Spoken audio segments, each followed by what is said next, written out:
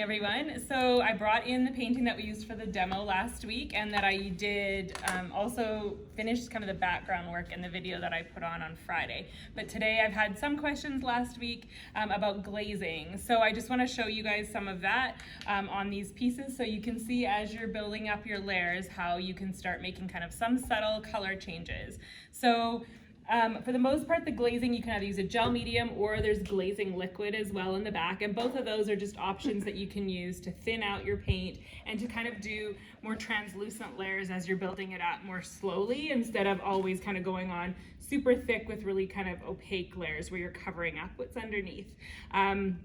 So there's a couple different ways. One is just the glazes, where you're just going to be using your gel mediums and pigment and a color. If you add white into that, then it's called a veil. So then it'll be kind of slightly opaque, but as long as you've still thinned it down, you'll still see what's underneath. So basically I just have a couple colors of paint here. One other thing you want to kind of consider is, instead of just using the straight blue out of the tube, maybe just add a little bit of another color in. It just makes it a little bit more kind of gives it a bit more depth into the color. So I just have a little bit of blue, green, and brown to kind of make this watery green. I've just picked up a little bit of my glazing liquid, and you can kind of add, the more you add, the more transparent it's going to get. So you can kind of play with that a little bit, but you can also build layers. So I'm just going to kind of go into this darker spot. So when we're thinking about the value, just kind of start to layer it in here. And because the glazing liquid, when it's wet, is white, it's going to give you a bit more coverage, but often a big brush, and then you can really just kind of start to blend it out. So going over these spots that have that little bit of the texture in it, and kind of starting to build that up in like this. You can add a little bit of water as well, getting in some of your color, and then even again just kind of going over some of the spots that have a lot of texture, seeing how the water and the color will kind of pool and react to those different spots as you're layering that in.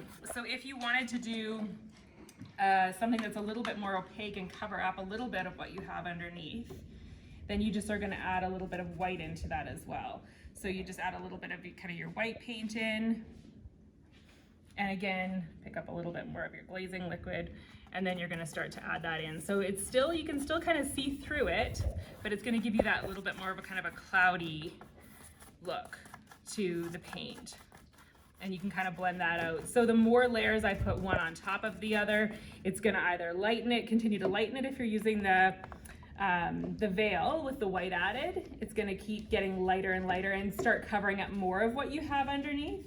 Or if you just keep adding the color here just with the medium, you're going to really start kind of just building up the darker tones more and more. So when you've had your background colors on your canvas, even though a lot of you have probably started to put in some texture, think about adding some pattern into your under layers as well. So you can do that again, like we talked about with some of the methods like the bubble wrap, or some of the netting, the cardboard, but you can also just even add like a painted texture. So you can add kind of like little dots, or like a little shapes, kind of like a animal print or stripes, anything like that. And when you're starting to build those up, the pattern, even though you're going to cover some as you're starting to continue to build up your layers, that just again adds depth and interest. So think about it a little bit like where you're kind of applying it, and don't do it necessarily unintentionally if you can add to your composition by adding some of those elements in.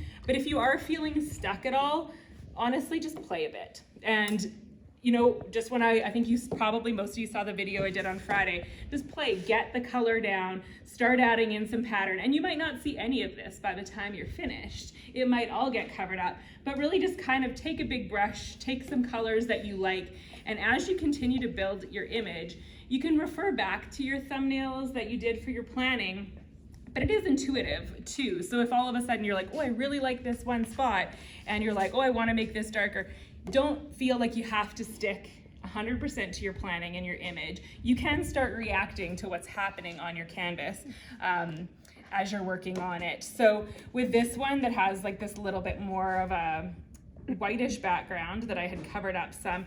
Again, you might want to kind of go into a section where you have some texture and just take that thin layer. You can add some on, and then you can always even just take a bit of a paper towel and just kind of dab at it. And so again, you're just kind of adding a little bit of texture in those smooth kind of thinner layers.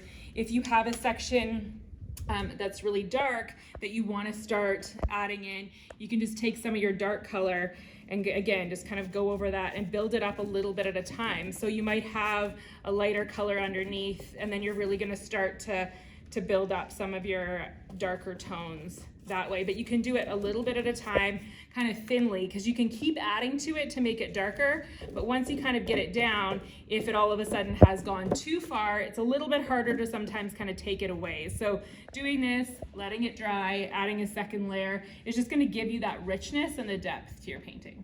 Does anyone have any questions about any of that? No? Okay, I'm going to just make my round.